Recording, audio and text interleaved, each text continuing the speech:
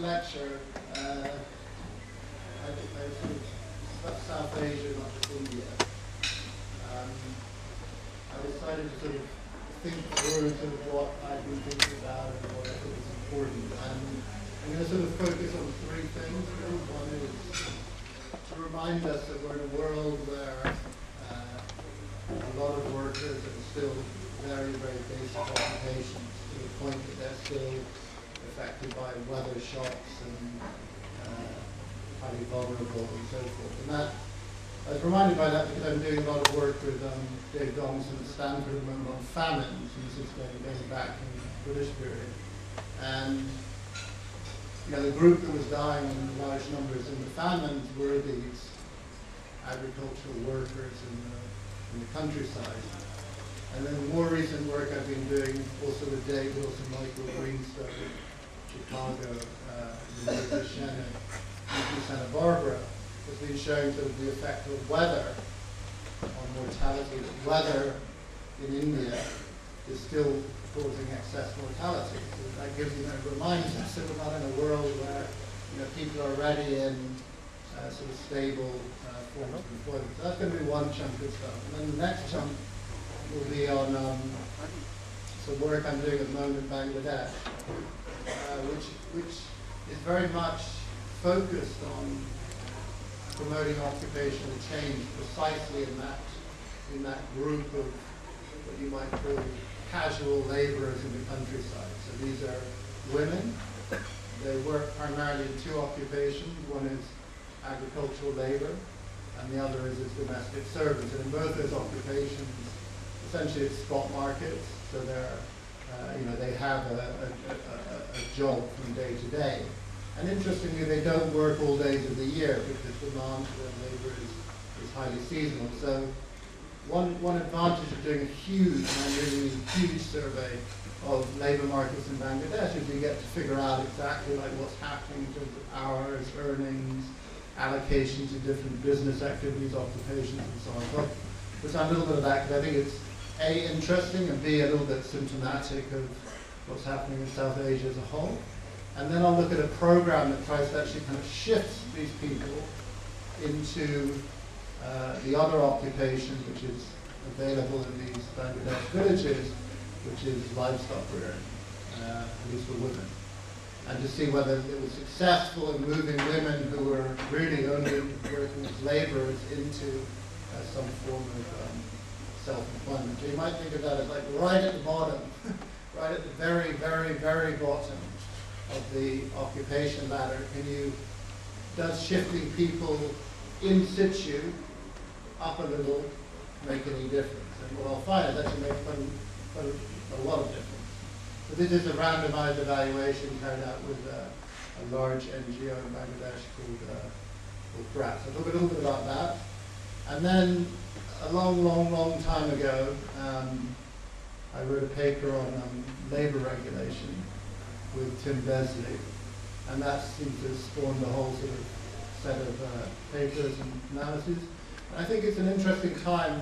I've done a little bit beyond that paper to sort of talk not just about labor regulations, which I think are very much in air at the moment, but about the whole sort of question about, do you want to kind of liberalize, deregulate, just make it easier for that mass of people who are in the very sort of bottom occupations to move into more higher paying and more stable employment. Because at the end of the day, if we go to, say, the UK or the US, the best paid people are either in highly stable salaried employment, but increasingly in not very stable, but still very well paid employment, for example, in services. So it doesn't seem to me that permanent contracts are always should be viewed as a right. I mean, they're increasingly not viewed as a right in most countries.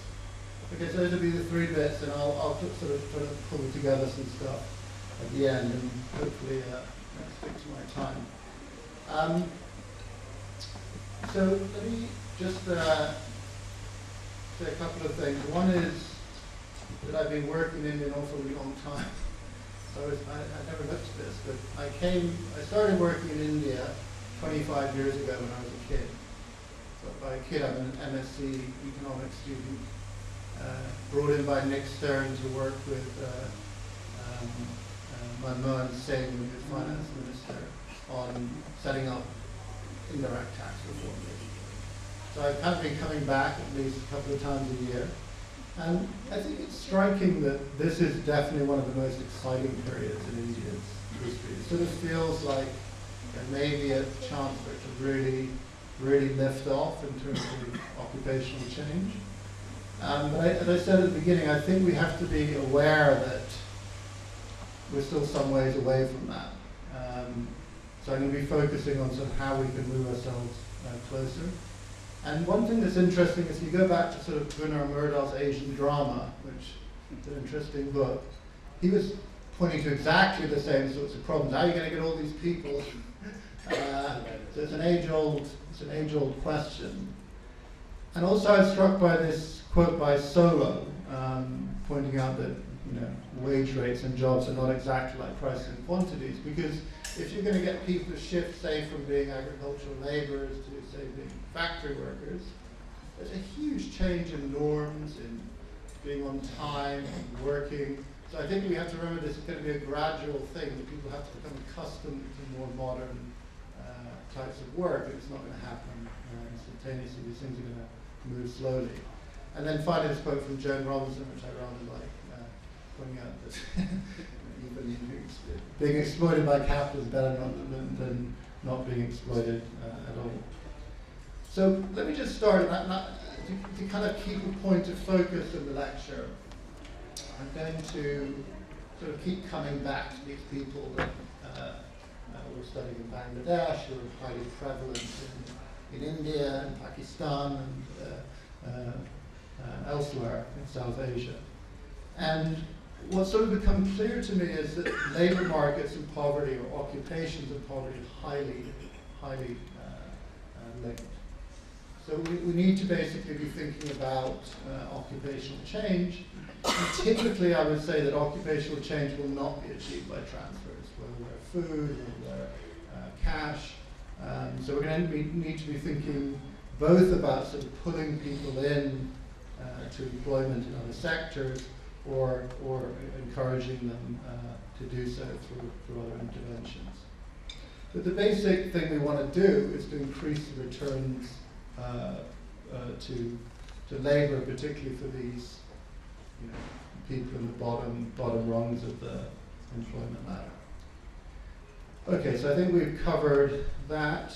And so this is a little bit of a cautionary note, but one thing that's interesting, if you go back to this 1880 Famine Commission report, agricultural laborers are the main set of people who are being affected by famines. And in some of this work with Dave Donaldson, we've been looking at the role of railroads, expansion of the railroads. And so basically when a district in India is penetrated by the railroad, what is the response of mortality to a weather shock? And what we find, interestingly, is that the expansion of the railroads really mitigated the ability of weather to kill people. So when you got, and the reason for that is because the main reason appears to be that it moderates the price shock. Right? So imagine if you're in an autarkic district, you can only shift stuff around by bullet, car, or boat or something. So the transportation costs are huge. So that if you suddenly hit by a drought, then prices tend to spike up. So you have this problem, which is the same problem you have in India today or elsewhere in South Asia, which is when drought hits, for example, there's two big effects. One is the interruption of employment. And that's why the British used to think of famines of work rather than food, because the main problem was that all this mass of agricultural laborers suddenly had their employment taken away from them, right? So that's the sort of W disappearing, and their incomes are basically W over P. The second problem is that prices shoot up, right? And so then when prices shoot up, you're doubly screwed, because now you're facing higher prices if you're a net purchaser of food, which they were. And so, interestingly, what the expansion of the railroads did is it really moderated that price increase, right? And so it helped to prevent people from dying.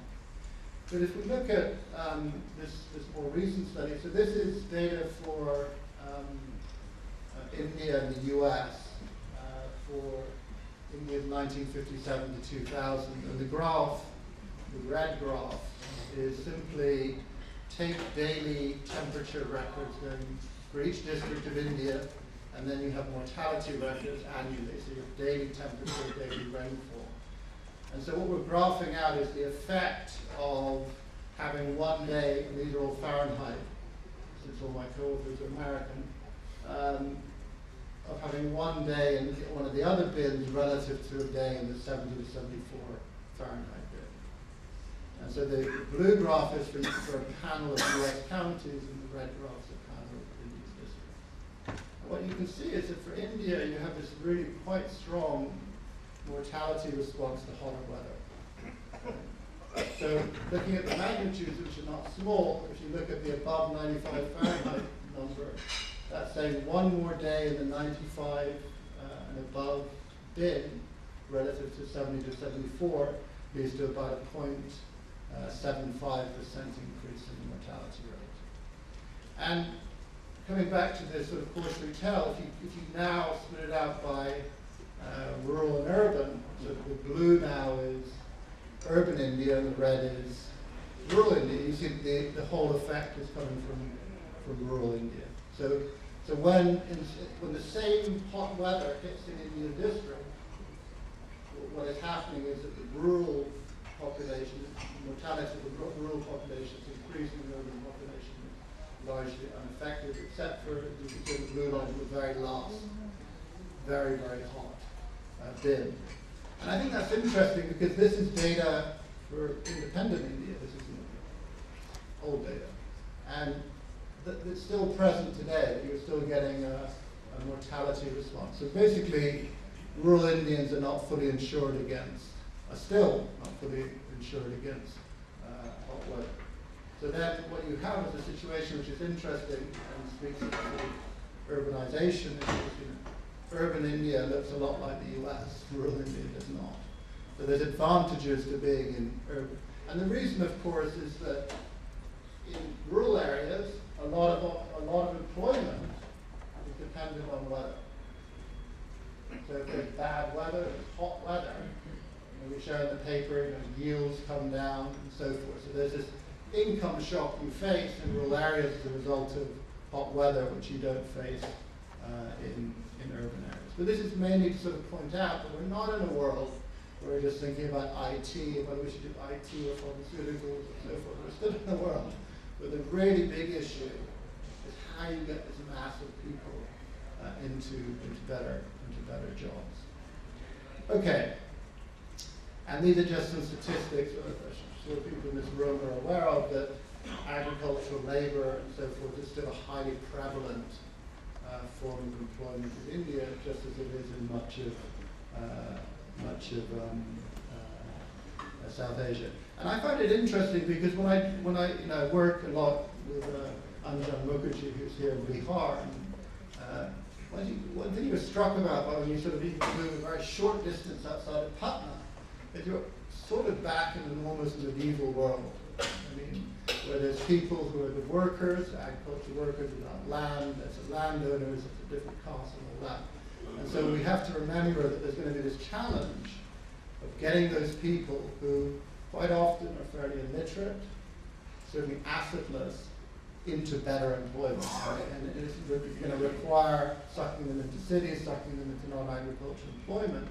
But it's something where that is going to have to be heavily encouraged, I would say, in order to achieve that over a relatively short period of time, as was, for example, achieved in much of East Asia. So I guess the sort of tenor of what I'm going to come to later, we should be doing everything we can to help these people to move into different types of employment, because the one they're in is really not very nice one to be in. Okay, and so one way to characterize these people is they're doing types of employment which are A, largely bypassed by modern economic growth, and B, the activities they perform are kind of the same activities that have been performed for a very, very long time. So there's not a sort of a real element of modernization of technological advancement, a lot of the work they're doing.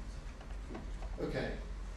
So I mean, it's a very crude attempt by me, probably incorrect, to characterize sort of a very basic employment ladder where you go from sort of casual labor type people into sort of self-employment of a basic type, names like subsistence entrepreneurs, family employed, some informal manufacturing and services, and then into formal salaried employment. I think we want to end up at the top, but you know, it's going to take time to move up. And obviously, as people have pointed out, some people flip between, for example, being agricultural laborers and working in what are they called, contract laborers in factories and so forth. So it's a little bit more complex in here. One thing that is noticeable is that female workers tend to be particularly disadvantaged in employment. And as you move up the ladder, the need for human capital tends to increase. So we want to basically get people into formal salaried employment that's going to take a little time. Okay, so I think I've covered most of the reasons why I'm obsessed with the bottom end of the ladder. It has to do with the kind of fact they're a very important source of employment, sort of basic self-employment and casual labor. They're the dominant source of employment. And this sort of WFP thing that they're also highly vulnerable, I think is a rationale. And they don't have a lot going for them. They're often unskilled and assetless. So the final thing, which I've sort of become really interested, this question of misallocation of talent. So if you think about the world, think about the U.S. Okay, so the U.S. has this brilliant paper, recent paper by Chang Tai-se and others, that points out if you go back to 1960, like 90-something% of doctors were white males, right? And when you get to sort of 2008, it's only 64%. So still pretty dominant, but a big change. So what's happened in the interim? Well, a few things. You know, the civil rights movement, the entrance of women into the labor force. And so, but the interesting thought experiment is the following. Let's say you believe, or would hope, that the distribution of innate talent, it's called innate talent, something you can't change. Just it's a trait that you have that makes you more or less suitable for different occupations. So if you think, there'll be lots of variability in that, but if you think that the distribution is similar across males and females, or across blacks and whites, then clearly something is stopping the blacks and the females from moving into these professions like being lawyers and being doctors and so forth. And all that talent at some level is being wasted because somebody who could have been a Supreme Court justice is a legal clerk, or somebody who could have been a brilliant surgeon is a nurse, right? And so I think when you take that sort of thought experiment to India, it's a slightly unsettling one because essentially what it means is that there's a lot of poor people with high innate talent who are not being able to express their abilities. And so one thing that I've become very interested in is this idea that what we should be thinking about is how we can allow them to express those abilities.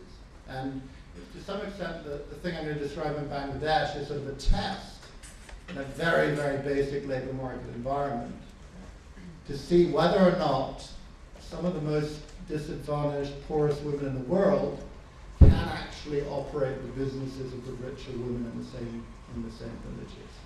So the women I'm talking about are, I don't know, 93% illiterate, they have no assets, they all have children, median age is 40, so they're not the women who are going to be moving to Dhaka, into the garment factories and so forth.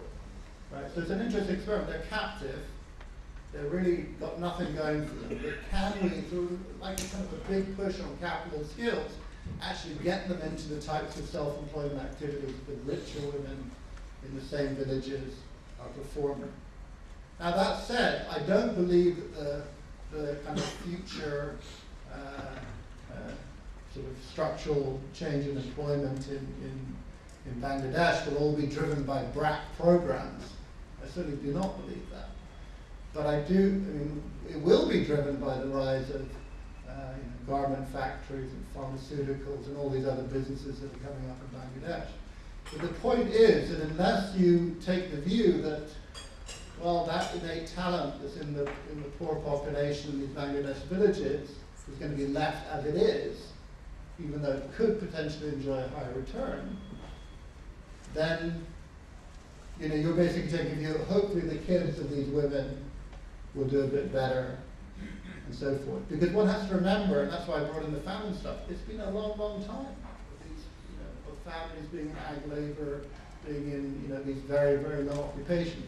So I'm going to describe one thing is sort of go in and do a kind of big intervention, expensive, kind of basically an anti-poverty type thing, and see if that can sort of shift people out. The interesting thing is once they're sort of lifted a bit, can you lift them, but also they sort of stay lifted. So the program is basically a 2-year, very expensive program involving transferring livestock typically, and lots of skills and support. Okay? And so that we want to know sort of what happens 4-7 years into the program. Okay. So I also want to make the point that I'm going to miss out a lot today. Like one obvious thing which people must be thinking about already is what about human capital, education. That's clearly a critical way you can get more people to better express to develop their innate talents. But since we're talking about jobs, I thought I'd be sort of talking about people who are sort of in employment already and whether we can sort of make them more productive. Okay, so this study in Bangladesh with BRAC is a huge randomized evaluation that covers 1,300 villages, 21,000 people, 21,000 women, and we did the baseline in 2007, and there's follow-ups in 2009, 2011, and 2014. And the first thing I wanted to do, particularly for this audience, is just to say, okay, we've got every bit of information on these women you would ever want, and let's just have a look at what they get up to. So this is a kind of a very, so this is in 2007, and what you basically see here, so you're talking about the ultra poor, which is the group which is ultimately targeted by the program, sometimes called the ultra poor program, sometimes called the graduation program. And then you have the near poor, which are poor but not as poor as the ultra poor. So the ultra poor is selected on the assetless, on not receiving any assistance from microfinance, nothing from the government. So they're really it's done through a participatory method, so that the village decides these are the ultra poor, and then there's a sort of a checklist that BRAC does to decide that.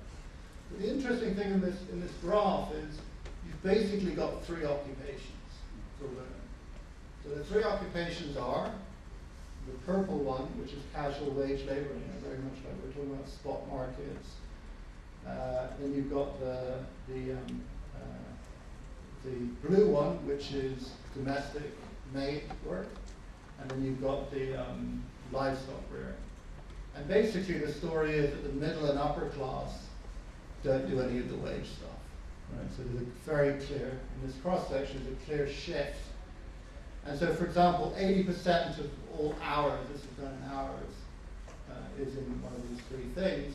And in the other, which is the other 20% roughly, the next occupation for the ultra poor is begging, which is about 6% of hours.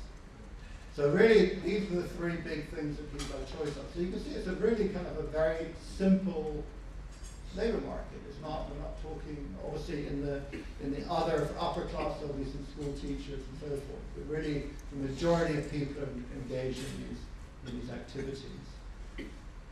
So we've got a strong correlation between poverty and occupational choice, and earnings differ strongly across occupations. Hourly earnings in livestock rearing are more than double hourly earnings for wage labor. And really interestingly, the demand, so one thing that absolutely struck, 2% choose livestock, primarily cows, and so half the cost is that, half is training, so it's very expensive, but it only lasts for 2 years. and after that they're on their own.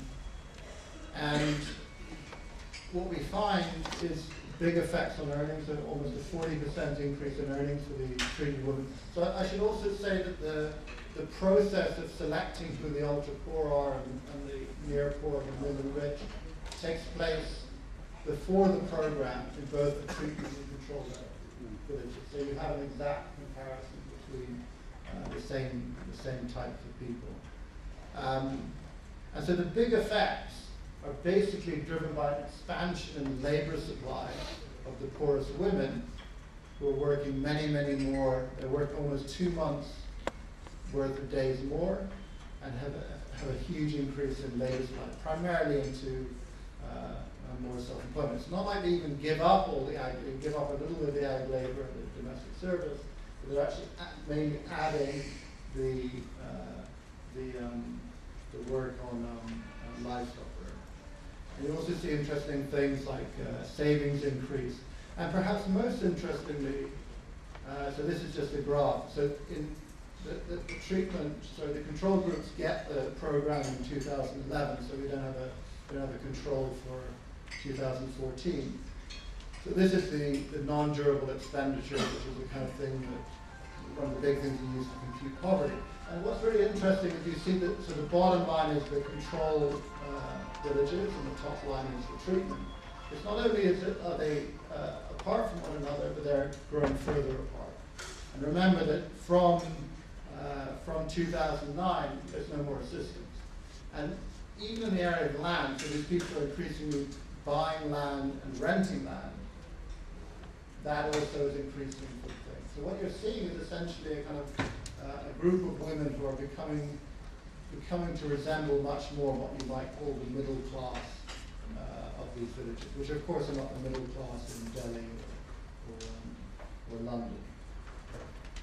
And to make it even more interesting, there's been based on this sort of idea, there's been a whole bunch of pilots in these six other countries done by, for example, Esther Duflo with Bandan in West Bengal, and most of them are finding pretty positive results from the program. So if you compare, this is way too small to look at, so let me show. Across a whole bunch of dimensions, you're seeing these big positive effects. So going back to the allocation of talent issue, I think what this is telling us is that poor women were unable rather than unwilling or unfit to engage in the same occupations. I mean, that's the big headline result for me. They can do this stuff, but there's constraints for them being able to do those things. And that means that their labor allocation at baseline was suboptimal. And it's also interesting that the sort of idea from Bangladesh is spreading around the world. Okay, so now let's move further up the employment ladder. And what I wanted to do here was to talk about this whole question about sort of moving into formal employment. We've seen a number of presentations today, sort of using ASI data and so forth, which is in this line. But I think it's worthwhile sort of reiterating some of the sort of key features of the formal sector in India. And one sort of key feature which people are aware of is if you compare India at the top in the distribution of total factor productivity, India has a much thicker left-hand tail. So this is from CIP now 2009. So there's something which is keeping very unproductive firms alive. And this is from ASI data. Right? So one very plausible explanation would be that unlike in the US, or what would happen in the US is you would have the most productive firms kind of killing the unproductive firms, so taking the market shares of those firms. And maybe because that kind of growth is not happening in India, the most productive, that is happening less. So you have this, so one character, you have a lot of big left-hand tail in India. And the other, and this is just a paper from Gector et al., which shows that if you look at the exact cutoff, you see this bunching in employment exactly at the cutoff between formal employment. But this is even more fascinating. So if you look at if you take now all the firms, including the informal firms in India from the NSS and so forth, informal manufacturing and the SI for the formal, and you look at firm employment and age, we see very little evidence of increases in the size, employment size of firms in India. So in the US at 30 years, firms are roughly 5 times the size that they were at when they're below 5. Whereas in India, it's really very, very, very small increases. So I think that's an amazing fact. So what is it that's stopping? Because of course it speaks directly to this issue, like coming back to the issue of whether the manufacturing sector will be able to absorb this mass of workers from the countryside and from informal employment in the cities. Okay, so there's this old paper that I wrote with Tim, and I think the only thing to sort of mention about that is that, firstly, I found it fascinating that within a centrally planned country like India, and we're talking the period up to 92, so it's a pre-liberalization, that you have such differences in the growth of registered manufacturing. So you had anything from sort of a negative rate in West Bengal to a very high rate in Andhra Pradesh, with India reporting 3.3%. That's all we really did in a paper, in an extremely crude exercise, was to sort of look at the direction of labor regulations and then relate that to manufacturing performance. And to show that you could explain some of the differences in manufacturing performance from the direction of labor rate. And there's been a whole industry since that paper making the index better, making it cover more of the labor regulation environment. I think generally the results point to this idea that if you regulate in a pro-worker direction, paradoxically that seems to lead to lower manufacturing output and manufacturing employment growth.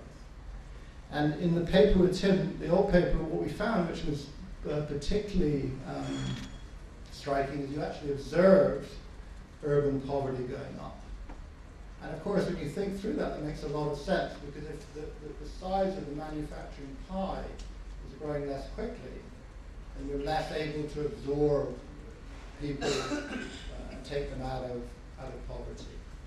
But why I think that result is particularly compelling now, thinking back on it, is that it's suggesting that measures which slow the ability of the manufacturing sector to absorb labor are going to be bad for the mass of workers, which in the Indian case, and all South Asian case, are still outside and well outside the formal manufacturing sector. So I think the sort of tenor of what I want to sort of push at is that there's real value, I think, for India now to have a very serious think, and for the other South Asian nations, about really being serious about taking measures that will increase the flow of workers into both the manufacturing and service industries. Because I think that's really what divides it in a very, very, very strong way from East Asia.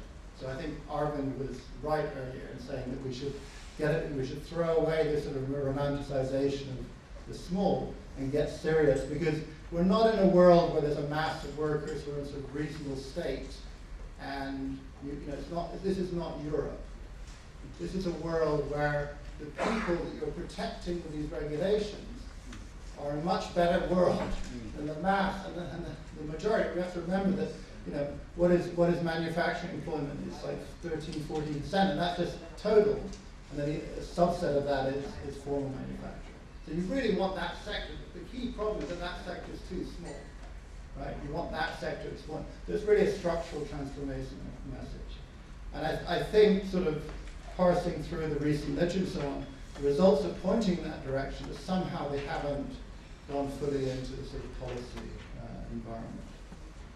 So what I found striking here is that essentially pro-worker regulation is putting a brake on the flow of these workers into formal manufacturing and holding back growth and productivity in the sector.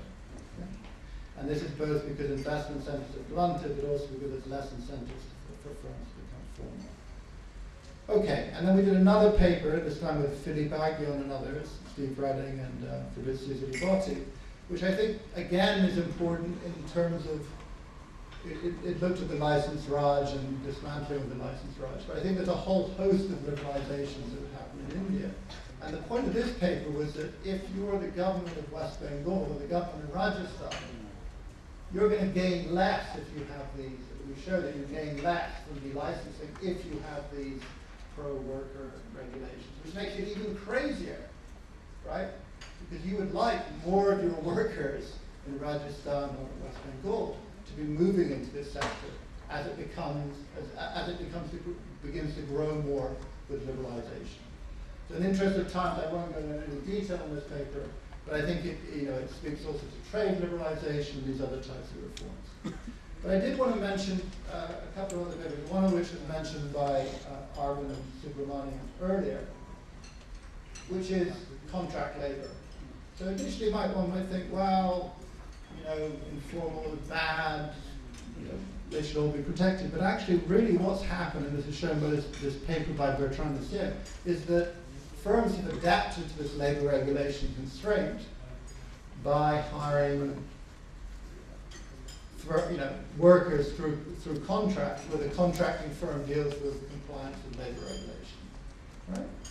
And what he shows, using sort of the locations of where these firms were in India, is that this has had the ability to hire contract labor has had a very, very, very positive effect on the ability of firms to grow and to adjust the profitability shock.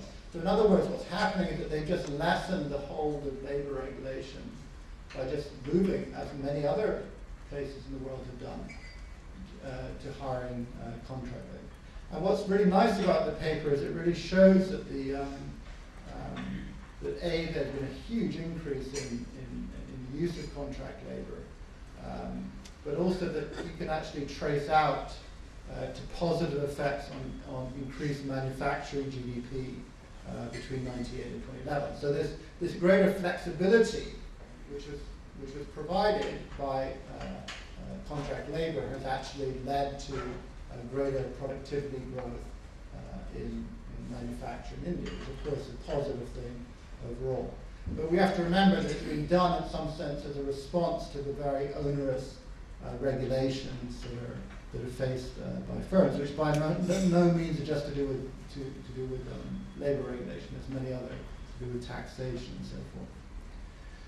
But as Chang and Marianne point out, it's only really a partial solution, because we still have to deal with the fact that there's still this mass of firms that have not even entered the formal manufacturing space, and that is the big thing that's holding back aggregate manufacturing productivity in India. So one final paper, and then I will end. And this again speaks, actually, this is a paper by Anne Harrison and others, and it's an amazing paper. So basically what it does is, there was this obsession with the small, preserving production of certain product lines to small-scale industry. And all Anne Harrison does, so this is sort of the graph of what happens. So, the number of products went up increasingly, particularly after this bit of legislation in the 70s, and then it sort of fell, and it's falling gradually as a key for the identification, so you get more and more products. And what's really interesting in this paper is she looks, because she has panel data from ASI, and so the ones that are hatched are the firms that lose, so there's a negative effect for employment, and the ones that are unhatched are the ones where you gain. So basically what you're seeing is that the small firms are all losing. You're sort of breaking even around the 100 to 249 mark. The ones that are really gaining are the 500 plus firms.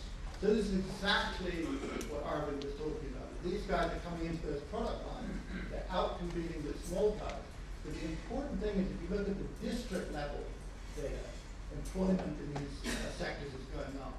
So there's a net positive. There's a kind of, as you de-reserve, obviously it has negative effects on incumbents that are small and a positive effect on entrants that are large.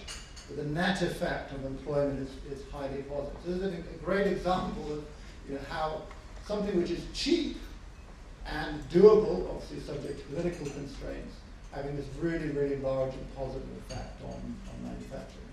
Okay? All right. Let me just, I think I'm more or less out of time, but I wanted to just put a few things together. So the first thing is that the two big margins I've talked about, I think both are important. One is occupational change within rural sectors. And this is actually quite different from what you might call consumption change in rural sectors. So you know, there's lots of ways you can prop up consumption. You know, you've got Enriga, you've got PDS, you've got there's all sorts of ways of doing that. The problem is, think about the dynamics of that, right? So you get a transfer, your consumption goes up, right? And then it starts to erode. And then you get another transfer and it goes up and it starts to erode. And so if you average, and obviously the average consumption is a little higher for the people who are getting the transfer, right? The problem is you have to keep